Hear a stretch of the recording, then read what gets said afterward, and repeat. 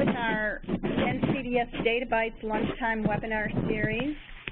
And today's speaker will be Andy Crapo. He is an information scientist in the Knowledge Discovery Lab at GE Global Research. He has a PhD in Decision Sciences and Engineering Systems from Rensselaer Polytechnic Institute. I hope I pronounced that right. An MS in Energy Systems from the University of Central Florida, and a bachelor's in physics from Brigham Young University. Andy's passion is modeling in general and facilitating the capture of domain knowledge by subject matter experts in particular, while most of his career has focused on graphical knowledge representations. The advent of the Semantic Web inspired the creation of the Semantic Application Design Language, or SADL, I think they call it as well. And that's a controlled English language and supporting editing environment for capturing knowledge in the web ontology language, plus rules. So today's talk, which is entitled Semantics, Revolutionary Breakthrough or Just Another Way of Doing the Same Things, will last 30 to 45 minutes with time for Q&A at the end.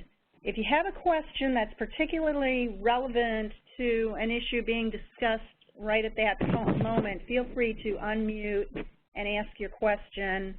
Otherwise, if you have more general questions, just type them into the chat box. We'll hold them till the end and read them back to Andy. So welcome, Andy. Welcome, everybody. And we're ready to go. Okay, thank you very much. It's my pleasure to be able to present today. And I have to make some assumptions kind of in the dark about the audience today, so I'm going to assume that folks are not intimately familiar with the web ontology language or semantic web. And in some sense, this is a bit of a follow-on to a webinar given by my manager, Steve Gustafson, last June. And this is going to be more of a deep dive on some technology. So I can get a slide to advance here. This is a basic outline of what I want to cover today. I want to cover what I mean by semantic technology, compare it with some other technologies, and then end with an example of how it can be applied. So semantics is about meaning, and one might ask the question, where does meaning come from? And let me try to pique your interest with this little snippet of XML. If I ask you, what does this mean? You would probably, after a moment or two of consideration, you would come back and say, well, it's telling me some information about a person, particularly their name and their email address. If I showed you this snippet and ask you what it means, you would probably say, well, somebody's probably buying a book from some kind of an online retailer. And so I would suggest to you that meaning is not captured by syntax, because the syntax of these two examples is essentially identical, but the meaning is clearly very different. So the meaning is not in the syntax. So where is the meaning? Where does it come from? And I would propose to you a hypothesis that meaning is an emergent characteristic of structure. But that's not the structure of the XML. It's a structure of something that you actually have in your head, and that allowed you to give meaning to those two snippets. You have already concepts in your mental models, if you will, of what is a given name, a surname, an email address, a person, an organization, etc. And those structures are where meaning come from. And more to the point of this discussion, an ontology or a semantic model is a structuring of metadata. And in the XML that we looked at, the tags are the metadata. And that structure gives the metadata, or the tags in this instance, meaning. So one might ask the question, so how do we structure? Well, structuring is what people do. Stephen Pinkerton called us informivores. We love to absorb information and organize and structure it. And we have some informal ways of doing that. We have an informal sort of a set theory concept that we use. We talk about relationships. We see relationships in just about everything around us. And so these things are part of the structuring that we do. And people have spent millennia formalizing this structure into formal set theory, into formal logic, various flavors of logic that allow them to capture rather precise information about things as complex as necessity, obligation, and so on and so forth.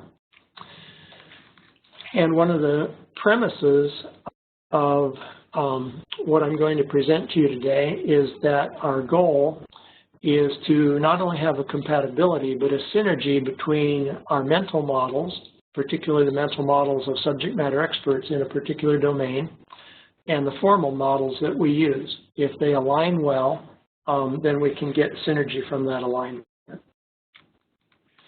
So there are lots of ontology languages around, but for illustration purposes today, I'm going to use the web ontology language whose acronym is OWL. So it's a fragment of first-order logic. It's based on set theory, so we have concepts such as partial ordering of classes and properties. And in particular, it has its predicates, in terms of predicate calculus, have an arity less than or equal to 2, which means that an ontology expressed in the web ontology language is a graph model. And finally, for the syntax of the examples that I'm going to show to illustrate semantics, I'm going to use the semantic application design language, or SADL, that Karen made allusion to, and hopefully you'll find that somewhat readable. So let's just go through some of the constructs that are available in OWL. From basic set theory, we have the concept of a class. Shape might be a class. The concept of a subclass or a subset. Circle is a type of shape, meaning that the set circle is a subset of the set shape. And that means very specifically that every instance of a circle is also an instance of a shape. And of course, those relationships are often shown with Venn diagrams and so on and so forth. We can do unions of classes. So there's some examples there of union and disjunction, union and intersection of classes. And there are two fundamental ways that we can define a class or a set. One is extensionally. We can define the class by identifying explicitly each member of the class. We might do that with the class season, for example. Or we might define a class axiomatically in terms of the characteristics that must be met in order to belong to that class. It's obviously much more common to do the latter because many of the classes have a number of members that make it impractical to identify them explicitly. One would not want to have to identify all of the instances of person in order to define the class. We can have individuals and identify the class they belong to. One of the things that's differentiating for web ontology languages like OWL is that properties are first-class citizens. That's a little different than in, for example, object-oriented languages such as Java or C++. There, a property can only be expressed within the context of a class. There's no such thing as just saying that something is a property. But in OWL, you can say that. I can say area is a property, and I don't have to say anything else in order to have defined it at that level. It's very useful to define the domain and ranges of properties because that allows us to start to build up this structure that's going to give meaning. And properties can be ordered just like classes can into hierarchies. So I might say that surface area is a type of area. Annotation properties, just in passing, are normally not reasoned over, They're just information mostly useful to human beings to help document what things are in natural language. And we can make statements in our models. We might say, for example, that Jane is a student, identifying the class that this instance belongs to, has age 19, has gender female, so we're starting to identify the properties and property values associated with this individual. OWL also allows us to create constructs, axioms that will further refine exactly what is meant by a class.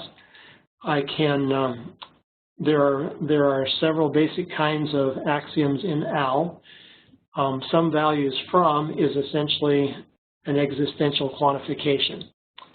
So I might say that the property teaches of the class professor has at least one value type college student. Another type of axiom is an all values from restriction, and that's essentially equivalent to universal quantification. A has value restriction identifies that for a given class, a particular property must have a specific value. Cardinality, I can specify an exact or a minimum or a maximum cardinality. And those are the essential constructs of OWL version 1. There are some capabilities that are missing from that, and one of them that's extremely useful is the concept of qualified cardinality. In this case, I don't simply identify how many values the property digit of hand may have, but I can specify how many of those properties come from different classes. So for example, digit of hand has 1 thumb and 4 fingers. That helps me to further define what I mean by the class hand. And finally, there's the concept of equivalence or necessary and sufficient conditions. I might say that a person is a parent only if child has at least one value. Excuse me. And this is useful because I can infer from what I know about a person that they belong to a more specific class, specifically parent. So those are sort of the basic constructs. There's one additional point that I'd like to make about OWL and ontology languages in general, that unlike many technologies, we don't have to assign a unique identifier to something in order to be able to talk about it. In OWL terminology, we can have blank nodes or unnamed nodes. So for example, I might say, well, there was a birth, and the birth mother was, and the child was, and the location was, and so on and so forth. But I've never had to provide a unique identifier by birth. The birth is defined by all of the properties and relationships. And that's very compatible with what we do every day in the world that we live in. Most things in our world do not have identifiers associated with them.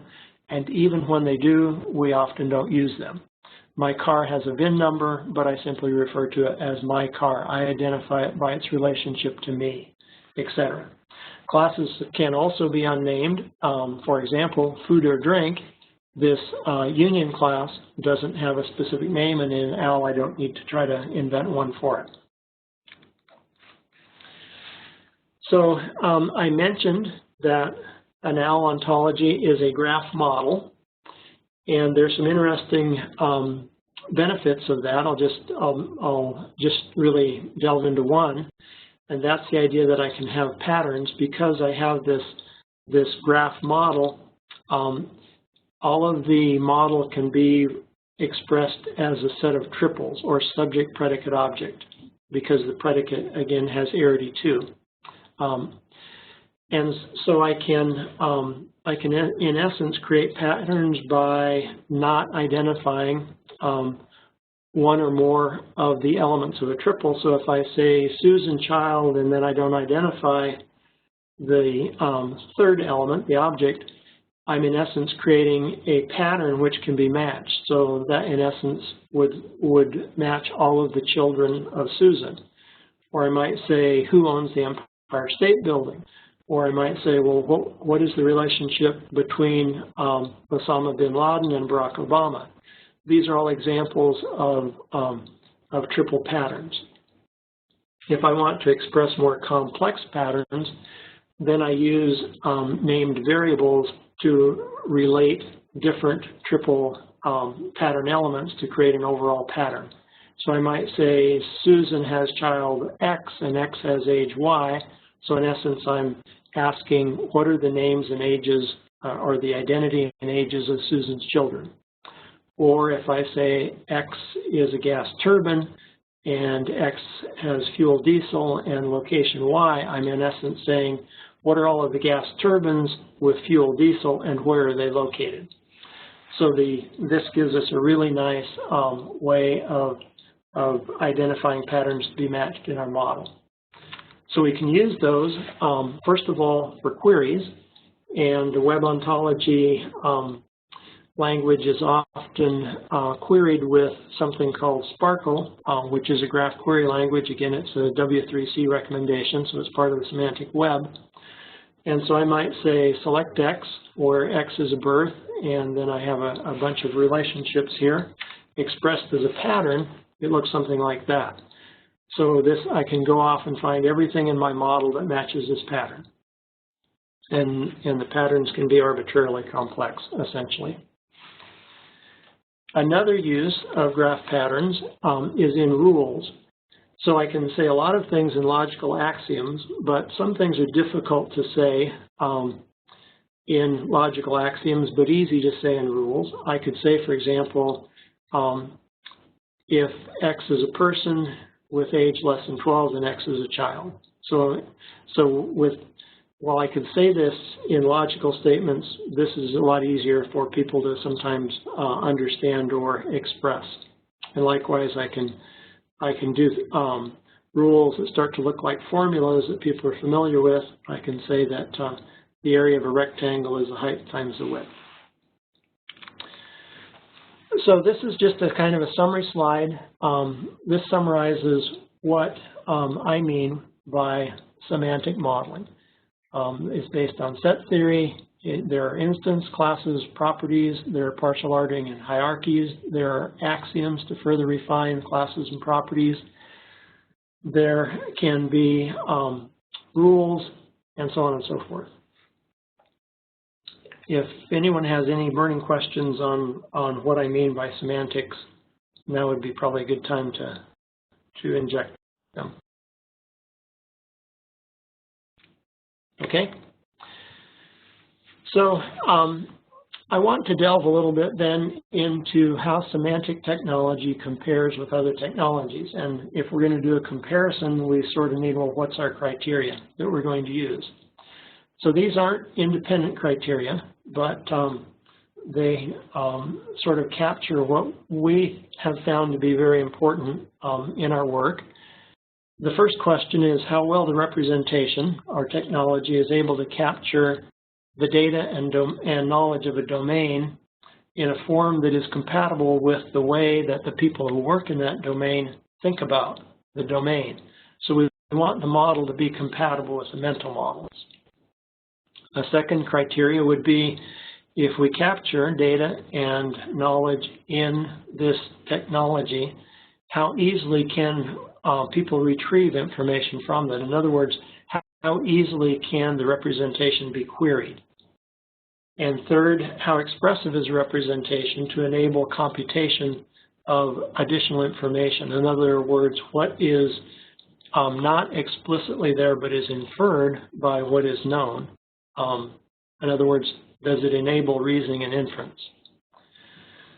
A fourth question of interest is how will this representation support interoperability between disparate information systems?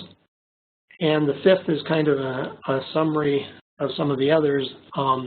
It kind of fits in with the GE theme of minds and machines, the Internet of Things, the industrial Internet.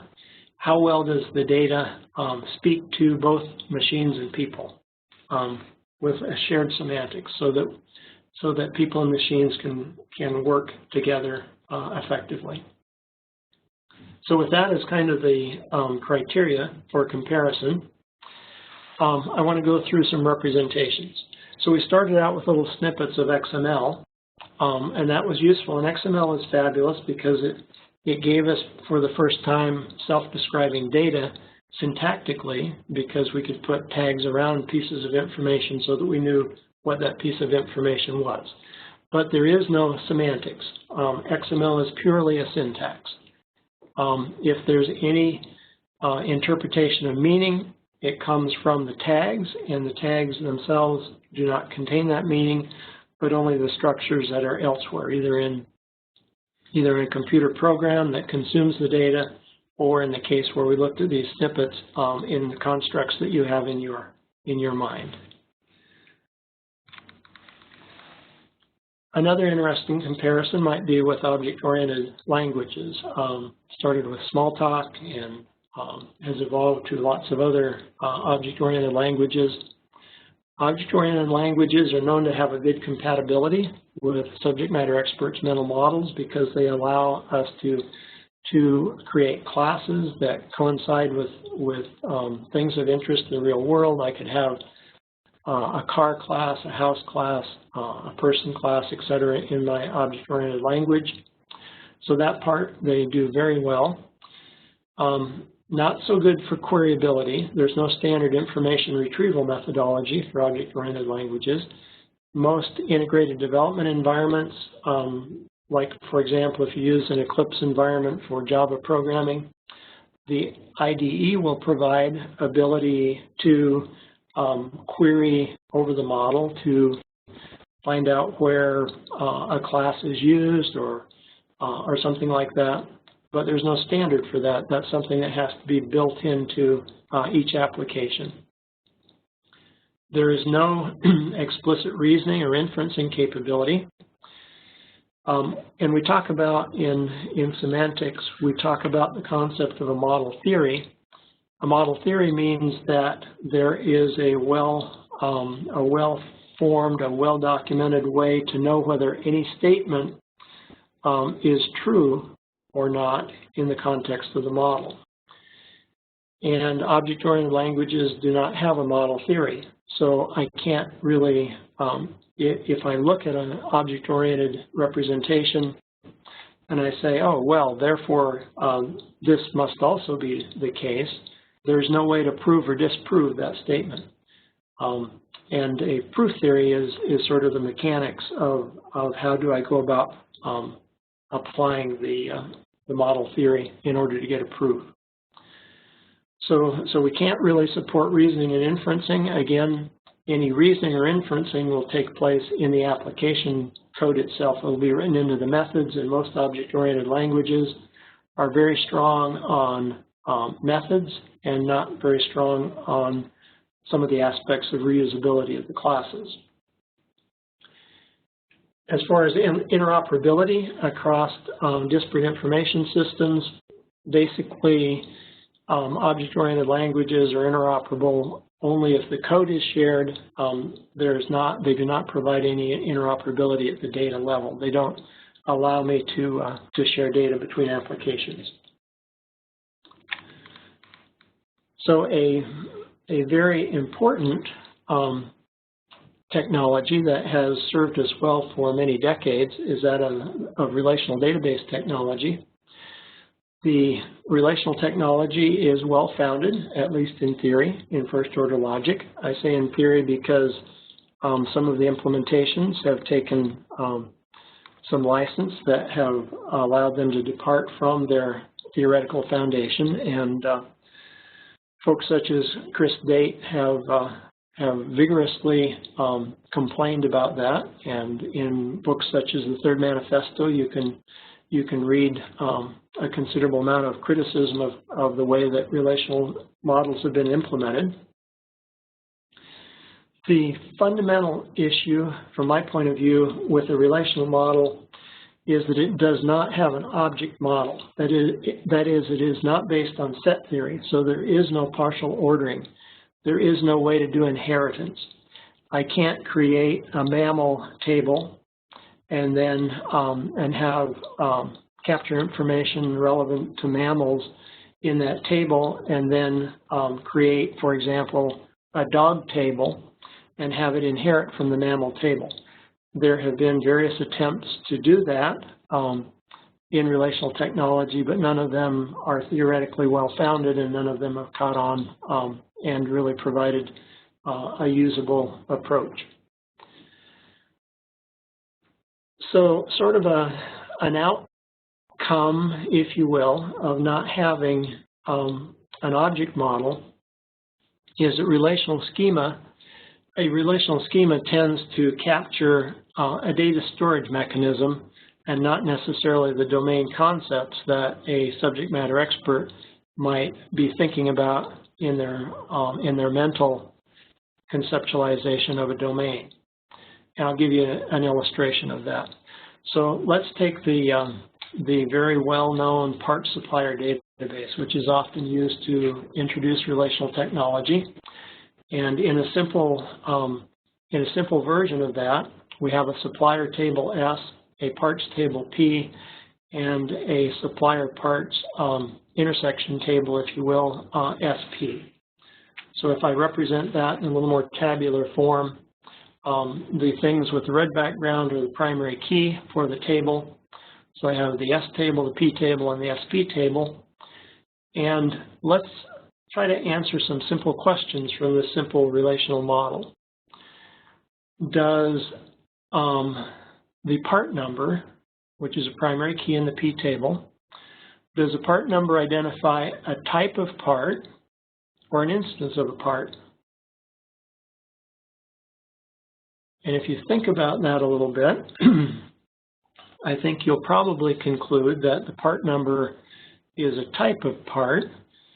And one reason that that's probably the case is if it's an actual instance of a part, then in the SP table, the quantity could never be anything but 1. So if the quantity for a given part number can be more than 1, then part number must be a set of parts, or in other words, a type or class of parts. So part number is a type. Well, that's interesting because if part number identifies a type of part, how can it be associated with a specific city in the P table? I guess that means that a particular type of part can only, since that's a primary key and part number can't be replicated in the P table, I guess that a particular type of part can only be in a particular city. So, you know, if I need a new starter for my old Chevy, it can only be in one city. There's no point in looking in multiple cities for my part. Perhaps not what was intended. Another different kind of question that one might ask, if we wanted to allow a particular supplier, so if I look at the supplier table, I've got the supplier number, and there's a particular city associated with it, and since I can't have multiple rows with the same supplier number, therefore a supplier can only have a presence in one city. But actually suppliers often have presence in multiple cities, so how would I have to change the schema in order to take into account the fact that suppliers can be in multiple cities? And I could go on with lots and lots of questions, but the point is simply that I want you to think a little bit about what appears to be a very simple example to introduce relational technology actually has a lot of questions that it raises in terms of actually modeling the domain. Now, the point isn't that we can't model in a relational schema, because all of the issues that I raise can easily be solved with relational technology. That's not really the point. The point is that when I start to develop a relational schema, my attention is diverted away from the domain that I'm trying to model and is focused on the data structures that I want to create that are compatible with relational schema, with the expressive capability of a relational model. And that's probably not too much of a surprise because, of course, as David Marr, a researcher of a prior era, observed, every representation brings some information to the front so that it's easily perceived and pushes other information to the background, making it more difficult to perceive that information. So my contention is that semantic technology allows us to focus on the domain and to capture the concepts, the classes, the properties, the instances, relationships, and so on of a domain in terms that are familiar to and are compatible and consistent with the way that a subject matter expert thinks about the domain. So the Unified Modeling Language, UML, is widely used, and it is, in fact, an ontology language. It has significant expressive overlap with OWL, and it's used in many places. For example, in the smart grid arena, there are some international standards for electrical generation, distribution, etc. And those standards are expressed in terms of UML models. They can be translated with some effort into OWL, so there's this significant overlap in expressivity. So what's the difference? Well, one significant difference is, again, like object-oriented, UML does not have a model or proof theory. So if you show me a UML model and tell me that, that this model implies this other statement, this other thing is true, then I might agree or disagree with you, but without any model theory, there's really no way to know whether that transformation that you did in order to derive additional information was truth-preserving or not. People have worked on computable UML, which in essence would be to provide a mechanism for computing from UML, but again, there's no standard. It hasn't been successful. UML has pretty limited query capability. XML has XPath, but if you've represented things in UML, how do you go about querying your models in order to get information out of them? Not at all clear. And UML, another significant limitation of UML is comes from its origin. It was created in order to generate object-oriented code, auto-generate code. So, for example, create a UML model and then generate C++ or Java code from it. And it doesn't really do a very good job of supporting instance-level data. It's really there to allow you to create classes and, in a limited sense, the properties inside of the classes you can instantiate within your computer's memory. You can instantiate instances of the class. If you have a serialization mechanism, you might be able to serialize those instances of the class. But it doesn't really support instance-level data in a way that makes it easily interoperable, queryable, inferable, etc. So those are kind of what I see as some of the limitations of different technologies and ways in which the semantic technology, which is envisioned by the Semantic Web, has some advantages in terms of these criteria that I've suggested. So before I go into an example, an application, let me just say a couple of words. I am not in any way claiming that semantic technology is the cure-all. OWL, for example, the web ontology language is sort of, I guess, the camel compared to the horse. It has the advantage that it's widely used. It has the disadvantage that it's sort of this designed by committee. Sparkle as a query language has it's very expressive in terms of graph patterns, but it's extremely cumbersome to retrieve from your model things at the meta-model level, such as what are the logical axioms in the model. So there's a lot of additional capability and improvements that can be made. It's just a good start in terms of giving us some way to capture knowledge and data in a consistent manner, giving us interoperability and compatibility with the way that domain experts think. So as an example of the use of semantic technology, I want to talk for a moment about manufacturing plant data. So we did some work with a factory, a battery plant factory in GE. And this battery plant factory used, in fact, a relational model. And there's a little bit of information here that suggests some of the schema.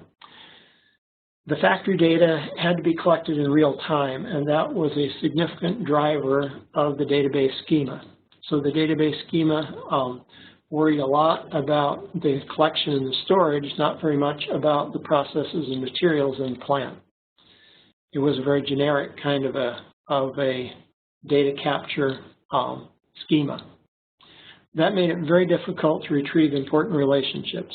One of the very important relationships was the relationship of a product with the processes and the components that went into that product. Or in other words, the product's genealogy. And in fact, this particular schema made it so difficult to retrieve genealogy information that just to find out what material to write a query, actually it wasn't written as a query per se, but as a stored procedure. But to write a stored procedure to get the genealogy of a battery, that is, what are the materials that went into it and the process characteristics of the processes that produced it, took a database expert on the order of 3 weeks to come up with an initial stored procedure that would generate that information. It created a number of intermediate tables in order to be able to extract the information and hold it while putting things together to generate the genealogy. That means that when a data analysis is desired to find out why, for example, or how a failed battery cell is different from other cells that didn't fail, if a data analyst wants, or a quality analyst wants to get some additional information, there may be a delay of days or even weeks in order to be able to get that information. So the schema is very good at capturing information, not very good at making that information available to data scientists who would like to use that information to improve the production. So if we applied some of these concepts from semantic modeling to the battery plant, we would start to model some core manufacturing concepts. We might have classes such as process, substance, component. We might have properties such as participates, produces, consumes. We might have a measurement system and units and so on and so forth. These concepts are generic and can be used across manufacturing facilities, but we could extend them with some domain-specific concepts. So we might have battery, cell, tube, cathode, electrolyte, slurry, etc., or processes such as calcination, tube pressing, glassing, cell assembly, properties such as pressure. And we'd put together a model that would align very well with the people who run the plant, who are working in the plant, how they think about it, and would be useful for data analysts in terms of the way that they might think about it as they try to analyze quality issues. In terms of how things are connected at the process level, in terms of what components flow into what processes and so on, we could capture that in the model. Or it turns out, with a little effort, we could actually look into the production data and derive those flows from the data. One motivation for doing the latter would be that as the plant changes over time, as quality issues are addressed, sometimes the order of processes will change, and those changes, if our model is being derived from the data in terms of these basic concepts, then that change is not really so much of an issue. It's a lot easier to make sure the model is up to date and consistent with the new data coming in. So an example of how difficult retrieving genealogy information might be with this kind of a semantic model, I might ask the question, so this particular cell has an ancestor, which is a tube pressing, and I'd like to know what the pressure was. So this is a process characteristic in the genealogy of this cell, and retrieval is pretty straightforward. Significant contrast with what the query would look like in terms of the relational schema. In fact, it can't really be expressed as a single query in the relational schema. Now, on the right-hand side in the background, you see a process flow diagram, and it's not, the details aren't important here, but what comes out of the bottom is a battery, and what goes in at various locations throughout are materials of various kinds. And this graphic, which shows the entire process and how everything is related, was generated automatically from the model. The model is very queryable, very easy to visualize. So I wanted to leave time for questions. So I will stop at this point. I'll just summarize before going to questions that the way that the brain works, the way that people think and model is not fully understood by any means. There has been some interesting work done at Princeton by Philip Johnson Laird and his students around what's called the theory of mental models. And that's not at the neurological level, but at higher levels in the brain function. And those models fundamentally have the concept of, or they have concepts and relationships, and they align pretty well with the kind of modeling that I've been describing here as semantic models. Someday we'll understand better how we really think as human beings. But I would again propose to you that this approach, set theory based, first fragment of first order logic, defining sets or classes and their properties, axioms on them, relationships between them, etc., allows us to build models which align very well with the way we think of it in the domain, that are easily queryable to retrieve information both at the data level and at the metamodel level, enable well-founded inference and reasoning because there's a model theory and proof theory, provide interoperability because the data is self-describing, and anyone who subscribes to the ontology will understand the data, very much like anyone who speaks a human language and has a somewhat common definition of the words in that language will be able to communicate with each other, so the data will be interoperable. And it's a key element, I think, moving forward into the age of the industrial internet and the Internet of Things. It's a key enabler of allowing minds and machines to work together. So with that, I will stop and turn it over to questions. Okay. Thank you, Andy. And I think we have a question here that the person is sitting right next to me, so I'm just going to let him ask it rather than read it. Eric, you want to go? Yeah.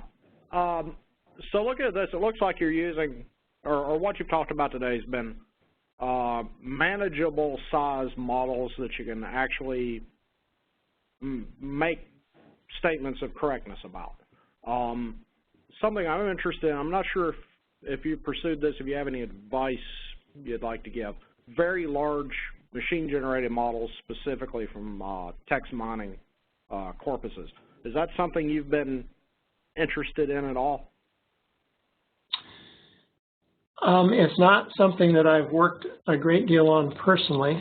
I think that there's an implication in your question of what about scalability? And well, at least maybe that's part of the question.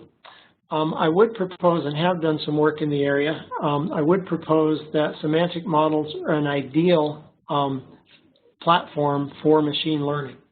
That that if I have a domain model, then I can look at data and I can really learn from the data because I have some basis of understanding. I'm not just looking at a mass of information with no structure or understanding.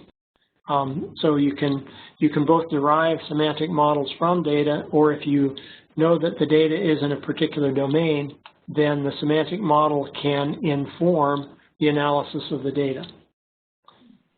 In terms of scalability, if that was part of the implication of the question, scalability is an issue, but the scale of storing data in triple stores is well into the billions and billions of triples. So there's been a lot of progress made in terms of the scale of triple stores. In terms of inferencing and reasoning, there are, for example, OWL has a number of different flavors which have different levels of expressivity and different computational difficulties, if you will. But the nice thing about certain flavors of OWL is they are decidable, and that very often the actual computational difficulty of reasoning in a particular domain is practically significantly less than its theoretical difficulty. So a lot of good work is being done and a lot of success is being achieved in this area. I don't know if that answers the question. Yeah, that's a pretty good start. As you can imagine, we're kind of interested, I guess, in different aspects of it. I'm willing to take an empirical approach to correctness, a statistical approach. It sounds like you really want to be able to make statements that you explicitly understand. Thanks, I appreciate that. Yeah, and there is an intersection between probabilistic reasoning and semantic reasoning. It is possible to represent, if you will, uncertainty in semantic models, but it is an area that's not particularly mature. Right. I agree. Okay, we have another question here from Sid Bakur here at Rensselaer, and I will read that to you, Andy. First of all, thanks for your interesting presentation. The modeling approach you presented at the end overlaps with provenance agent entity activity framework standardized by the W3C. Any thoughts on the parallels between the two? Well, I think that they're not only compatible but synergistic. Maybe I'm missing some element of the question, but I think there's a pretty good level of consistency in the W3C approach to agent languages and semantic modeling. Is there a more specific question? There isn't yet. Oh, wait, you can tell. I just put the actual text of the question in the chat box. Yep, I see the text. Thank you. Yeah, that might help you. Well, I think that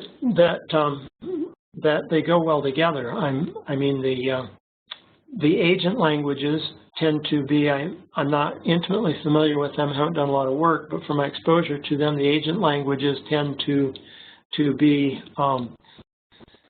pretty close to predicate logic. So I think that they tend to be logic-based. I think you would want them to be logic-based, and therefore they're compatible with the approach to modeling that is envisioned by the semantic web and ontologies. Okay, we have one other question here, and this is a much shorter one too. What other machine learning tools are you currently using?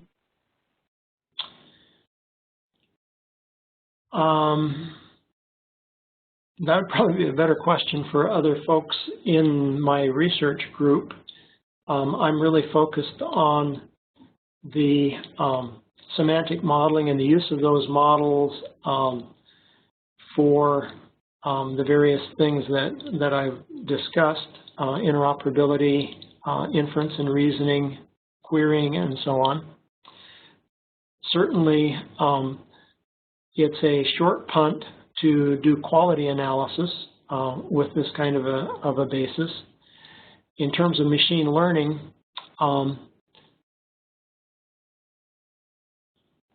again, I think that, based on a small amount of work that I've done, if you have a conceptualization of the domain and you know what domain your data comes from, then you can learn a great deal from the data with considerably more, probably offend somebody if I said usefulness, but considerably greater alignment with the mental model, so that when you come back and tell subject matter experts what you have learned from the data, they will understand what you're saying, because you will have learned things that can be expressed in domain terms. But I can't really, nothing comes to mind in terms of a specific answer of what other machine learning tools we're using. I mean, we're using standard tools, but when I say we, it's the royal we, it's other folks within my organization and sibling organizations that are involved in that. Okay. Any other questions? Going once, going twice. Okay, well, I think then that wraps it up for today. Andy, thank you very much for your presentation today. We really appreciate your time, as well as the time of all of our attendees. For those of you in the audience, remember, DataBytes is a monthly lunchtime webinar series, and our next session will be Wednesday, February 3rd at noon once again, and we'll feature Ross Mietenmeyer, and I hope I pronounced his name right, of NC State University, discussing frontiers in geospatial analytics. So we hope you can join us then, too. Thank you again for attending. Thank you again, Andy. Everybody have a great day. Thank you.